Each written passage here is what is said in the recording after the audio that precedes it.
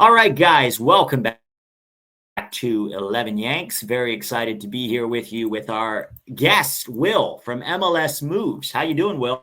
Doing good. Looking forward to talking some soccer today with you. First time we met, which is it's a pleasure to finally get to link up with you on a stream. We've DM'd for a couple years now, so I'm really looking forward to today. For sure. Yeah, look, one thing I really like about you, Will, and by the way, guys, if you're not subscribed to MLS Moves, you should do so because it's great content. And what I was going to say is what I like about you is that you're a hardcore MLS fan and you have a lot of belief in what this league could be and the growth that it obviously has had over the years. And yet you are also quite critical of the league at times, right? And areas where you think the league can be better, some of its flaws. And I think that's a really healthy way to approach anything, really, is recognize its potential, but be aware of its flaws and go, if you fix these flaws, it could be amazing. But if you don't fix these flaws, there's going to be problems. And I think it's almost like in a relationship where you can examine your partner or a potential partner and say, yeah, there's a lot of things I like about them and I can see how this should be really good, but there are some key flaws that if they don't fix, then maybe this is not going to work. You know what I mean? And so there's a difference between that and what I would call an MLS simp. Tat calls them MLS fanboys, but somebody who loves the league because it's our league, it's our local soccer. And so they feel like they just have to defend it, whatever it does. And that's not you. And so I thought you'd be a really good guest to bring on because you bring nuance as somebody who loves the league and loves what it could be, I think even more so, but is not afraid to criticize it, which many people in the mainstream media are, 100%. And if you love something, you got to be honest or you're in denial, right? If you want it to be the best version of what it can be, which even its biggest skeptics would agree that there is potential, right? We're talking about the first division league in the United States. We dominate every other sport. Now, soccer is the one thing we're not even close to dominating, but the potential and there is an appetite for soccer. The growth and the attention that it's gotten in the last even 10 years is crazy. A lot of people thought that might not ever happen 30 years ago when the league was introduced. And MLS, even though it is a quirky, they promote, parity because they want all the teams to be equal. It is an exciting league sometimes, but it's also got a lot of issues, right? Right. Which we'll get into at some point. The weird rules that the average person have no idea what they mean or can't follow. They add more rules instead of simplifying things. No promotion relegation, so bad teams aren't punished for their bad seasons. Certain teams seeming to get favorable treatment where they're signing big name players where it doesn't really make sense in the structure of their rules.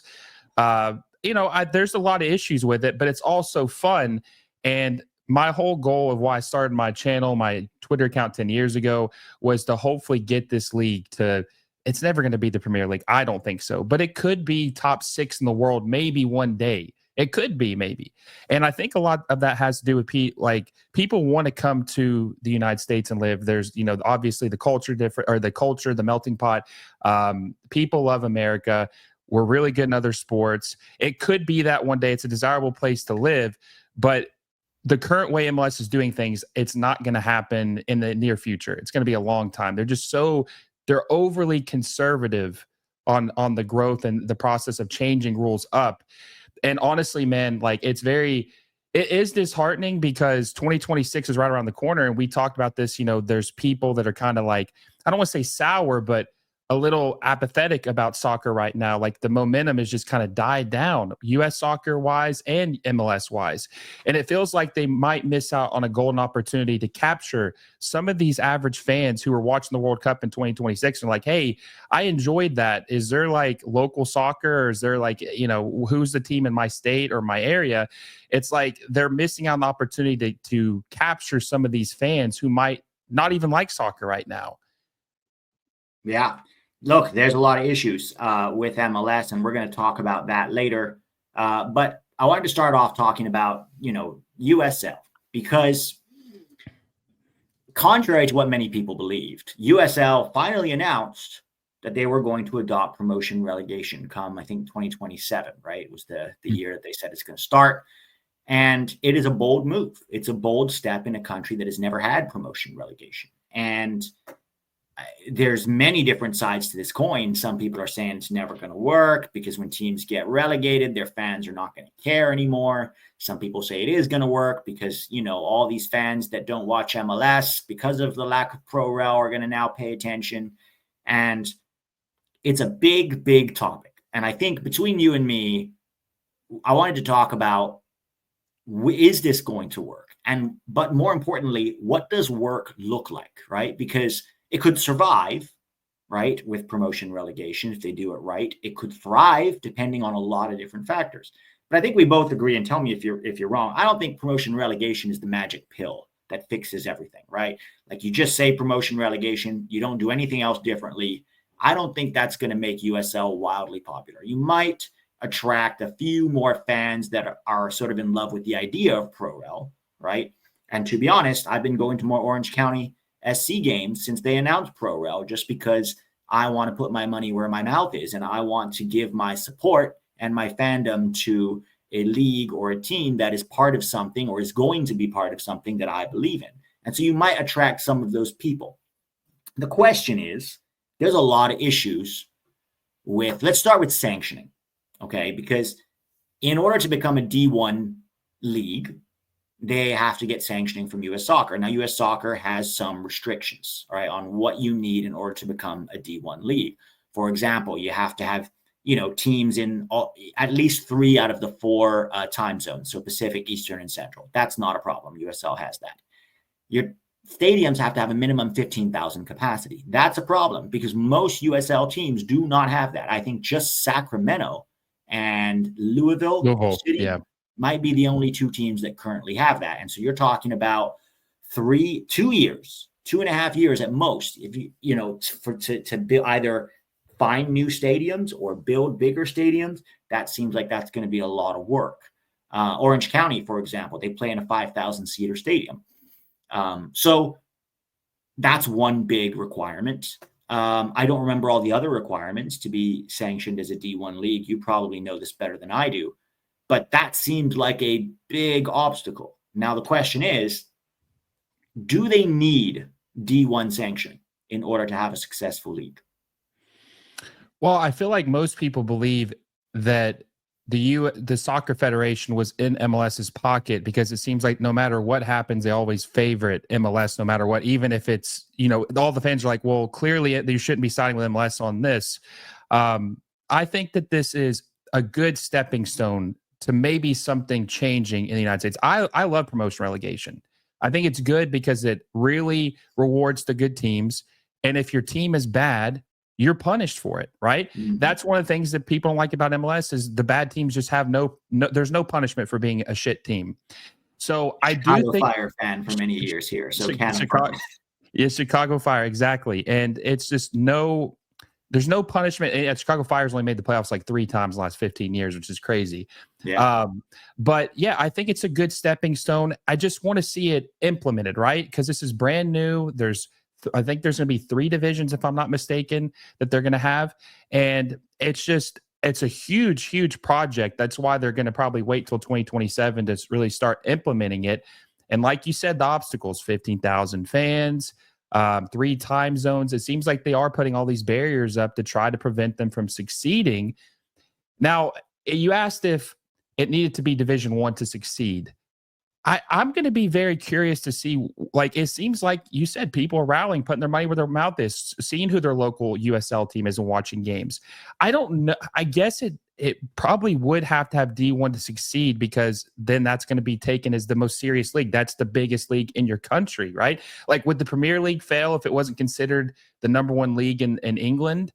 Well, I guess it really depends on what teams are in it, right? Because of all the, you know, the notoriety and all the fandom or fans that they have at each club. But I think honestly what the play is, Pete, is that they're trying to call MLS's bluff. They're trying to build something, show what it can be. And I do think that what the long-term goal is going to be is maybe there's going to either be an acquisition from Major League Soccer and they're going to buy USL. And I do think that this is going to cause a lot of buzz. And I do think it could be successful because it's going to I mean, you're talking about 3 divisions, man. That's probably going to be like 70 teams, I would say, across all 3. So you're just the wide net you're casting across the entire United States. There's going to be, you would think, more fans just because there's more teams, right? Maybe there isn't, but you would think there would be. You're talking about 30 teams in MLS versus 70. I think that I'm going to be very interested to see how it plays out. And you said something else about, is this going to be the solution to succeeding just promotion relegation? Or is there going to be more? I mean, investment has to be a thing too, right? You can't have a promotion relegation with a bunch of mid players and expect to be a great league. You're going to have to sign some good players. Now, I'm going to be curious to see if USL teams are going to be able to convince good players to come play in USL. Are they going to have the money to pay players to come to USL? That's what I'm going to. I mean, now I do think the youth development will be better because there's going to be higher stakes, better competition. Like for that tier of quality. Like most young players aren't playing in MLS like you would want to see. They are going to be playing in USL. The games are going to be high stakes. So I think it is going to be better for that in that aspect. But it's just going to be about, are they going to be able to lure big talents to their league? I don't know if they're going to be able to. I don't know if they can afford it. Right. So that's a very good point, right? You talk about the quality of play in USL. What I think is that the quality of play in USL is generally MLS level without the DP players and maybe the TAM players, right? You remove that, I don't think the quality of play in USL is drastically different than MLS, at least from what I've seen. But, MLS spends a lot more on the high level talent. And so, you have guys in MLS making 80K a year, 150K a year. Like those guys, are very similar to what you see in USL.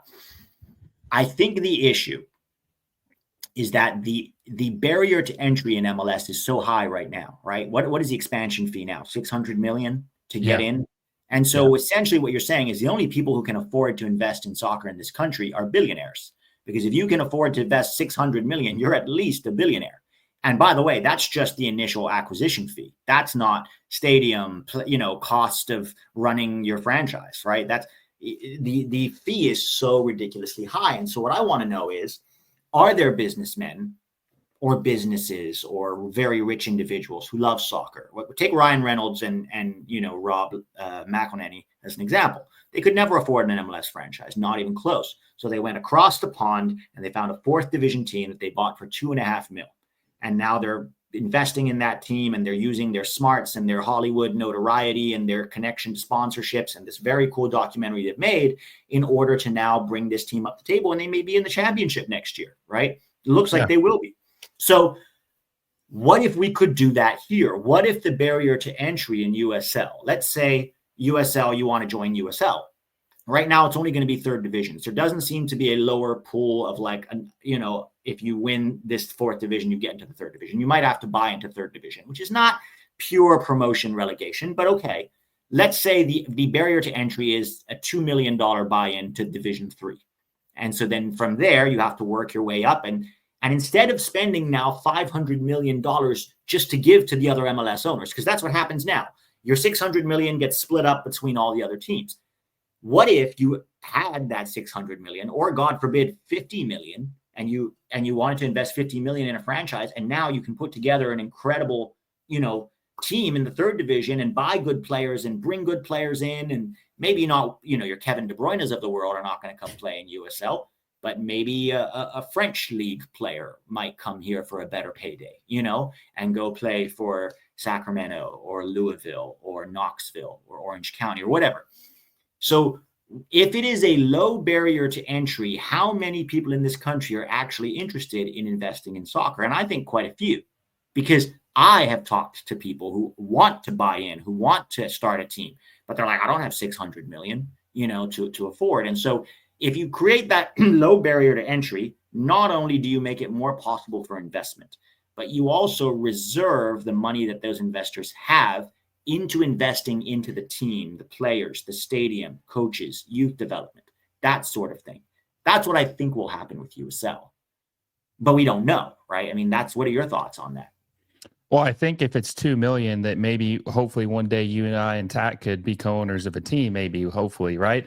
Well, and you brought up an interesting point, because there was a guy wanting to have an expansion team in Las Vegas. and they wanted like $600 million from him. And he's like, I'm not going to spend that. And I think I don't remember the guy's name, but I think he ended up buying Bournemouth in the Premier League for like $200 million. Cause he's like, why would I buy an MLS team for $600 million? And that doesn't even include all the costs of the stadium and everything else, which you had mentioned, training facility. I'll go buy a Premier League team for $200 million, and it comes with everything. I mean, that's just smart business, right? You're probably, he probably would have been over $1 billion with the stadium and the training facility included with his expansion fee. So I agree with what you're saying. Feels like a lot of people are priced out, and it's only billionaires who can actually have a franchise in MLS. USL, obviously $2 million, $5 million, whatever it is. When you have that type of expansion fee or entry fee, whatever you want to call it, you obviously have a wider pool of people who can enter the league. And maybe even, I always get the sense that a billionaire isn't really passionate about it most times. It's just a business investment. But, you know, $5 million, maybe you get someone who's passionate about their club. You know, someone who actually cares, wants to see the city rally around their team, invest in the club. Like, you're getting there's a better chance of having a true passionate soccer fan owning your team. And you mentioned Wrexham too, about Ryan Reynolds. I think they bought the club dirt cheap. They were like 5th division or something like that. Maybe they were 4th division, League Two, when they were purchased with him and his partner. They were non-league when they were purchased, so they were non-league. You're right. 5th division. Yeah. So, and I've heard that they were able to have. Now, I haven't followed their team. I'm not part of the Wrexham phenomenon. Like, I haven't followed them super close. But for what I've been told, they were able to invest a lot of money in their roster. Like, when whatever league they're in, their roster is significantly more talented than the average player in that league. That's why they've really been able to elevate and rise up so quick. Like you said, championship this year is crazy. Like, they're most likely going to be in the championship, one division away from the Premier League. Who would have thought? It's going to be chaos and fire in this country if Wrexham becomes in the Premier League. It's going to be insane. But there's going to be Wrexham jerseys everywhere. But that's the thing. Like, you know, that shows you that part of the equation too, Pete, is not just about your local club and all that. It's about messaging. It's about selling a story. Like, they did such a good job, you know, just seeing everybody that watches Wrexham on the Fox series, like the Fox, the FX channel series or whatever, telling the story, following the team. You know, that we just have a messaging problem too. But if you have these local clubs, like Knoxville is the closest USL club to be, Knox 1, you know, selling the story and why people should follow it, be engaged with your local club. I think that storytelling is a big issue in this country too. They just expect you just to go watch your local team no matter what. I don't know what your experience is with Orange County, but like, that's what it is. Orange County SC, is that the club's name? I don't know what their marketing is locally or how they reach out to fans. But I do think there's a sense of entitlement by a lot of teams, maybe not as much with the USL, but more with MLS. They just expect you to go, like, hey, this is your team. You just have to go watch it. We're not going to sell you why you should just watch it. Right. So I do think that with the promotion relegation, you could say, oh, hey, Pete, you know, you need to come to this game tonight. If Orange City wins, Orange County wins, they will be promoted to the 1st division. Or, hey, if they lose, they're going to be relegated to the, you know, like that kind of storytelling gets people like, hey, I can't miss this. Yeah. So, like, I think that is something cool that the promotion relegation could bring. And I think that there would be interest. I think there will be a lot of people that want to watch USL and invest in USL if they're not priced out. Yeah. I think, as someone who's in the film industry, good storytelling is based on stakes. You have to have stakes. When you watch a good movie, the ones that really grab you, there's high stakes. There's a lot to lose or a lot to gain. And I think that's what makes promotion relegation so interesting, is like, you don't want to go down because, you know, going down is a financial problem, right? And you want to go up because maybe once you're in, if they get D1 sanctioning, now you can participate in the CONCACAF Champions League, right? Or maybe the Club World Cup, right? If you can get far enough. And so there's all these heights that you could reach. But right now, I'd say it's difficult for MLS with their messaging because they don't have any real stakes. Like just with Chicago Fire, or if you look at most MLS teams throughout the season, the only stakes are, can we make the playoffs? So long as you're in the top 9, can we make the playoffs? Good. We made the playoffs. Can we win? I hope so. Probably not gonna. That's okay. but there's not really any punishment for doing poorly. And frankly, if you win MLS Cup, as we're seeing with the LA Galaxy this year, you actually get punished because of parity. It's this whole idea of like, now you've won, but you can't afford to keep all these players because they're going to want higher salaries. And you can't even give them higher salaries because it will break the salary cap, right? So it almost becomes this weird sort of deluge of parity. Well, I would say that really it's mediocrity masquerading as parity, right? Because it's like we want to keep everybody not too high and nobody too low. And I think the idea that anybody could win it is exciting, but I don't think it's as exciting as people think. And there's this fear of super teams. If we open up, and this is a kind of a good way to sort of move into MLS and stuff, and we'll talk about that in a bit. But if we open up the salary cap, which is a big thing holding MLS back, we're going to have teams who want to spend more. And so they're going to outspend the smaller teams. Yes, correct. And you know what's going to happen? People are going to hate those teams. I sit here and I watch Greg Berhalter coach the Chicago Fire, and now I care more that the Fire lose because I hate Greg Berhalter. I hate watching is a thing, right? And I'm sure there are teams that hate watch Miami right now, right? That are like, fuck this team. They get all these players and the rules are broken for them. Whether it's true or not, that's the perception, right? Yeah. Inter Miami gets special treatment from the league. And so you hate that team. And so you want to watch them lose. That will happen if Arthur Blank puts a blank check into Atlanta United and they're spending $50 million a year. That will happen. People will hate Atlanta United because they have all this money and you're from Denver and the Colorado Rapids don't really spend. I think that having giant teams, as much as people think it's a bad thing, I don't think it is. I think they're easy to hate. And I also do think it creates incentive for other teams to now go, wow, we really got to up our game and spend if we're going to keep pace with this league. But I think I'm not against the idea of a salary cap, right? And I don't know if USL is going to have a salary cap or not. That's going to be quite interesting to see. They currently don't. And I think that's a good thing. But I think there are owners who are going to look at that and say, I can put $5 million or whatever into buying a team, and I can put $40 million into making this team great and going up the divisions. Why not? And then maybe at some point they'll have a salary cap. And there is an argument for a salary cap. I think that at the top level of the game in Europe, they're completely overspending. And I actually think a salary cap would be a good thing. But I think MLS's salary cap is way too low. And all you're doing is enforcing mediocrity. Quality of play matters. Sure, storytelling matters and stakes matters. Absolutely. But you also need quality of play to attract casuals, because the diehards, they care about the storytelling. This is so cool. But the casuals, when they go on a game, they want to see an exciting game. They want to see good quality of play, great goals. They want to see great players doing cool things on the field, skill, and I think you have to spend if you want that.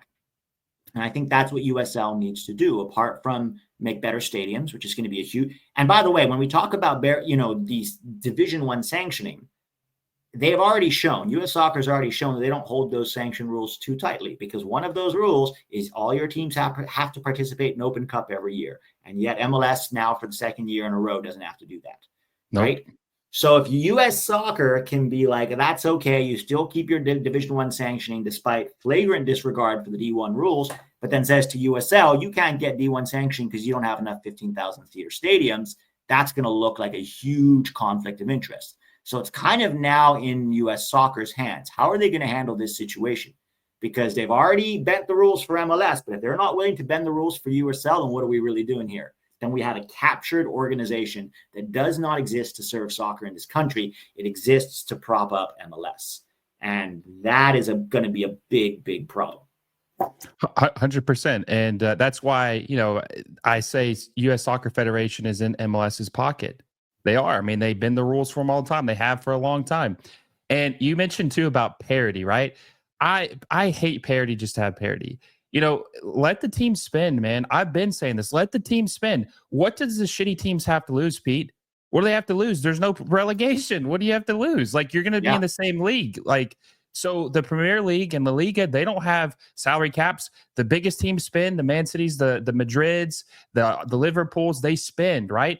And I haven't heard the shitty, the bottom table teams, the Luton Towns weren't complaining last year. They were excited to get that big Premier League media rights check they got the 1 year. But you don't have any consequences. So I don't understand why these cheap owners would be against letting, because I look at it as you spend more money, you get these big players here, you let this open up. You're going to make more money because you have an equal revenue share with every team. So I feel like it would actually help you out. So I just don't understand the line of thinking. Now, salary cap, I agree. Like, let's kind of have some type of, limit. You don't want to let it just go crazy, but it should be definitely more than what it is right now. It's embarrassing how it is right now. And you mentioned the Galaxy, right? They've just absolutely tanked, the worst team in the league. Yeah. And we're talking or at least the second worst team league. They haven't got a win this year in 9 games. Yeah. But you know what the sad part is that even though they're just complete ass right now, they could still make the playoffs. Yeah. They could have the summer run and make the playoffs, which is crazy. It's like there's no punishment for being terrible. Yeah. Half of the season. And USL, you mentioned they don't have a salary cap right now. I don't like you said, I don't think they have a salary cap, and I don't think they're going to implement one. So maybe they could have a team like Louisville City who goes and spends maybe, they're not going to spend $7 million on a player, but maybe they go spend $2 million or $3 million. Get a guy who would be like a TAM player in MLS, someone maybe they know. Get a couple of those, maybe one of those guys, maybe 2 or 3 of those guys. And you will see, you add a couple of those guys to the equation, you will see a quality jump, right? If you add 3 good players to a team, you will see something. You want to see more than that, but you'll see a jump. I do think that it will be interesting to see what kind of investment they make, what they're able to spend. I don't know enough about all the owners in USL and what kind of money they have. But they got to be smart about it, because if they spend too much, then they could almost be like MLS, where they almost folded. Sure. What was it, 25 years ago? MLS almost folded because they were terrible at spending. Yeah. But I think one of the most important things too, Pete, that people don't talk about is not just having a good businessman in charge, but having someone who knows the game. And I think that's been detrimental to MLS. Don Garber, you could say, is a good businessman, whatever, because $600 million expansion fees that the owners are pocketing. But he's not a soccer guy. He even said he hated soccer. Did you see that quote he had? And that's why they hired him. They were like, because he hates soccer, we're going to hire him. Yeah, because we can control him. Like, he's not going to, do stuff we don't want him to do, or try to adapt the global game the way it is. All the wonky stuff they had, like those weird shootouts and stuff back in the day, which I'm totally against. Some fans want to bring that back. Those weird. No, I don't want any of that. I want tradition. I don't want any of that bullshit. I want to keep it the way it is. But and just to add to that, they scrapped it because it was turning off a lot of fans of the game. And we'll talk about this with MLS, but there are a lot of soccer fans in this country that couldn't give a rat's ass about MLS. A lot of soccer fans in this country do not care about MLS. But continue. Yes. And USL, what they could do to be successful is get those fans who don't care about MLS to watch USL. There are so many USMNT fans, which we're not talking about USMNT today, but I see this because on Twitter and just people I talk to, there are so many USMNT fans who don't give a damn about MLS. They don't care about MLS. And so I would say that there's probably, there's millions and millions of fans. I don't know exact numbers, but I would say, if we're lucky, of all the soccer fans in the United States, maybe 30% of them are MLS fans. Maybe. I think there's more non-MLS fans. High. Yeah. That might be high. Yeah, it might be 20% or something like that. But I think that there's definitely more non-MLS soccer fans in the U.S. than there are MLS fans. I just think that's true. People say it's crazy, but I see people that watch the Premier League that don't give a damn about MLS or the Liga or whatever it may be. And by the way, my dog's barking. I think the mailman's coming by, so sorry about that if you can hear that. But yeah, so I think USL has a unique opportunity to get these fans who don't care. The storytelling's important. Execution's important. And honestly, I think what they need to do is that somehow they need to, now they don't have all the MLS teams in the Open Cup like we talked about, which is BS. They need to have every MLS team in the Open Cup. It really pissed me off that they prioritized Leagues Cup over that. But USL needs to start beating MLS teams. They need to start owning them. They need to do what Liga MX has done to MLS throughout the years in the CONCACAF Champions Cup. So once that happens, I think that Pete's going to be like, wait a second, USL trending, promotion, relegation. Some of them have beat them in the Open Cup, just not frequently enough for it to be one-sided. or even make it to, like, how big of a deal would that be if a USL team made it to the Open Cup final? I think we did have that. We had Sacramento versus Orlando a few years ago. That was about, yeah, I think that was like 4 or 5 years ago, maybe, I think. Yeah. Something like that. Yeah. But what if they had won? What if they'd beaten an MLS team in the Open Cup? That would have been crazy, right? That would help. That would give some legitimacy to, like, hey, we're not phonies. We're not just doing this to make noise. We're actually trying to build something. We just beat an MLS team for the oldest trophy in soccer history in the United States, like 100 and something years.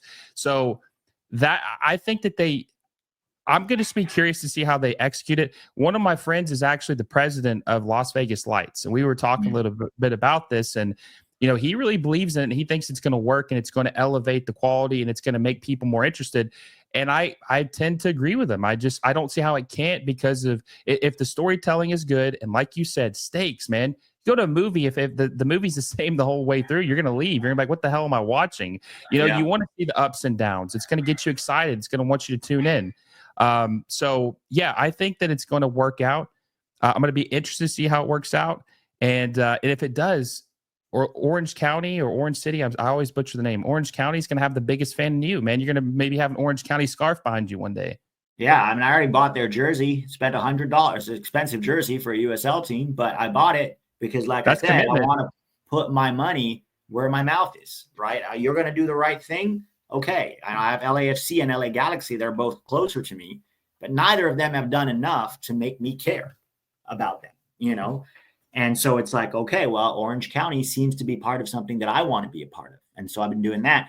From your perspective, as an MLS fan, you said that Knoxville, what's the name of the USL Knoxville team? Knoxville Strikers? It's like Knox One. It's a weird Knox name. One. Yeah, Knox One. It's very weird, but yeah. They're in USL 2? Yeah, I think so, yeah. As a fan of the game yourself, does USL implementing ProRel make you want to go to more Knox One games? Oh, hell yeah.